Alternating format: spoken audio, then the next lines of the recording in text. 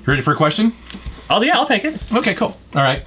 Justin Chipman Show asks, what is the biggest problem with collecting that does not involve the financial side of collecting? That's a good question. I have a better question. Okay. I'm presenting my official MetalJesusRocks coin. Will you present yours? So this really sucks because... You are the one who gave me this coin. You are the inventor of this coin. Of course you have one on you, I'm sure. I don't have one on my person. I've got it upstairs. Does that count, sir? No. You owe me a drink. I will. I know. It's funny because, yeah, when I enter my own home, I empty my pockets. I know. I just put my hand in my pocket. I was like, what is this? Oh, hey, perfect timing. Yeah.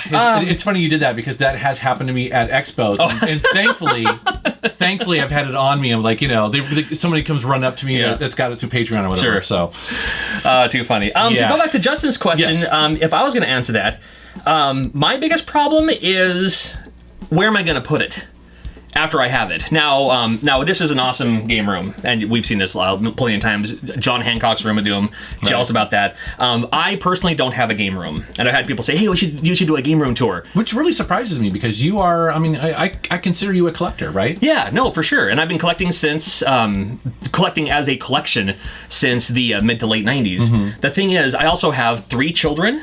Right. And one of them has severe autism. Okay. So he is one that would, like, if I did have a game room, he might, like, he'd be one to, like, disorganize it and then reorganize it by color. He might make it color coded, which actually which might be kind of cool. It might be kind of cool, actually, now that I think about it. So I got to do this.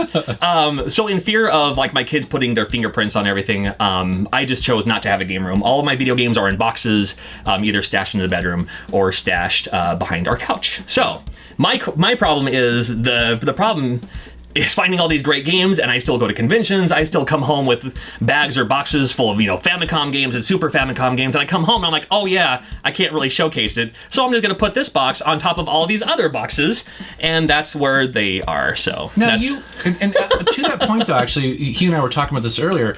One of your favorite systems is the PSP Go, which yes, I've never met someone who said that out loud before. It is. So, but I respect that because, and tell people why. I like it because it is a digital download. I'm actually one of the few, in my opinion, I think, I'm one of the few collectors who doesn't mind digital downloads. Right. I like having the physical copy more, for sure. But if I'm on the go, my PSP Go is my go-to system of choice because all the games I have downloaded are like the Capcom collections. There's 2 of them. There's a Taito collection. There's a Midway collection. There's the SNK collection. There's the Genesis collection. So on my PSP has a ton of great collections. Yeah, well, there are. And many of the games I downloaded for PlayStation 3 are, you can transfer them. You already paid for it, so you can play it on that too. So yeah, whenever I go somewhere, the PSP Go is one of my favorite portable systems for sure. Yeah, and that's true because it plays all those PlayStation 1 games. And it's all one thing, and it's all about that size, and I'm good to go. So as far as a collection goes, I don't have to worry about it. I got it all right there. Yeah, that's smart. The space issue obviously is a big issue for me as well. Now this is only part of your collection, right? Yes. You have more. Absolutely. I saw some in that other room over there. Yeah. There's an entire PC collection over there. I have stuff packed underneath my stairs. I have It's crazy. And so definitely the space is the issue, but also too, I think, just kind of knowing when enough is enough. I see some collectors. I'm not going to name names, but there are some people but there are some people out there where I feel like they don't know when to stop. Like their house is being overrun. Oh, right. You know what I mean? It gets that hoarder level when you're like... level. And I am not that way. As a matter of fact, part of the reason why I can see your floor. Yeah. So that's something.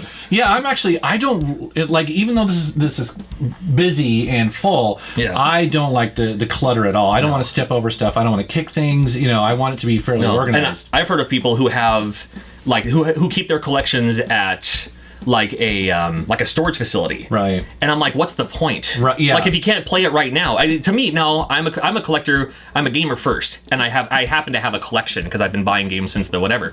But then there are other collectors who have them because they want the physical thing, and then they just leave it alone. And then in a collection, it's like, oh, I feel so bad because all those games, or what if somebody steals them or something like that. It's I got to have them by my side at any given time. The other thing too is just to be responsible as well. Is that I don't know if it goes hand in hand with the hoarding side, but you can see people who are spending beyond their means, you know what I mean? Right.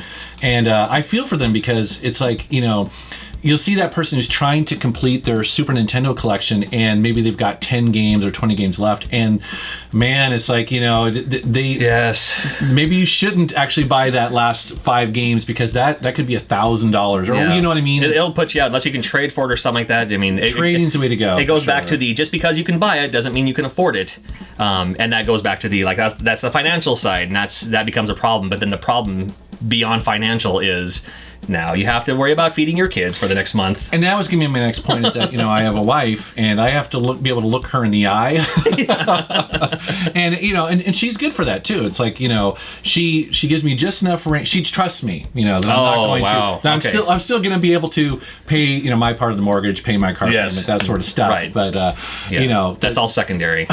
On my side, I have to buy my wife a Pokemon and like a stuffed animal or something like that, and get something for my kids too. It's like, hey, look at these, and then as they're distracted, that's when I can kind of sneak in my little box of you know, Famicom Disk System games. Like, shh, don't put it over here. Yeah. So I know. There's kind of all right. I just spoiled everything now. Does she watch these videos? Yeah, she sure does. It's all right. See, Rebecca doesn't really watch mine, she does. I'm good. Okay, you're good. You're safe. All right. Yeah. My wife knows. Of course she knows. Awesome. All right, guys. Great question. Thank you very much. This question was asked by one of my Patreon contributors who helps support my YouTube channel and help shape the content of my videos. In addition to asking questions like this, they also get access to a private chat, an audio podcast, and early access to most of my Friday videos. You can also set the amount you want to contribute, and you can leave or change it at any time. If you'd like to help support my videos and become part of the Metal Militia, please go to patreon.com/MetalJesusRocks.